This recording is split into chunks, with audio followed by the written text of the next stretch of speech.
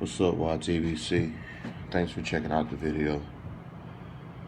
Today, I just found out that the legend Muhammad Ali has passed away. And it's very sad news to me because Muhammad Ali is the reason why I became a boxing fan, why I sought out information regarding boxing. When I was a little boy and I stayed in Bay City, Texas, my dad, being from Passaic, New Jersey, part of the Nation of Islam, he would always give us books, encyclopedias, and things of that, to further educate us about the world and things like that. And in this encyclopedia, the hardback encyclopedias, I was reading through it one day and I stumbled across Muhammad Ali. And so I started reading about him. And I was so very intrigued on what I was reading about this man. So, I started talking to my dad and asking him questions about him. My dad was also an Ali fan. And, from that day on, I started researching, looking up information about him, doing whatever I could to get more information about this fighter. And this is the only person that I was aware of, as, a boxer. Like, I knew of boxing, but he really turned me on to the sport. And I remember, it was talking about, the encyclopedia was, had a passage in there about him versus George Foreman. And I don't know how I was able to see the fight, but some way I got to see that fight, and I watched it with my dad. And I remember in the fight they were saying, Ali, Boombaye, Ali, Boombaye. And me being a little kid, and after watching a special on Shaka Zulu as well, I was started screaming it also when the fight was coming on and he was walking to the ring. Anyway, watching that fight, at the time, I was like,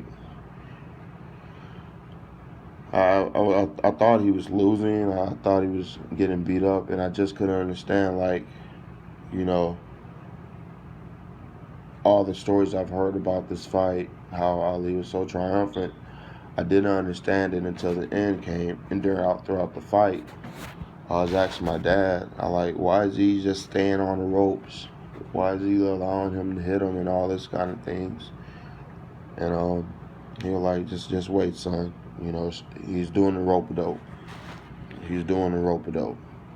And at that time, I still didn't know what the rope-a-dope was. I was a little boy then, And eventually, Ali ended up gassing George Foreman out and then knocking him out and becoming a heavyweight world champion of the world again.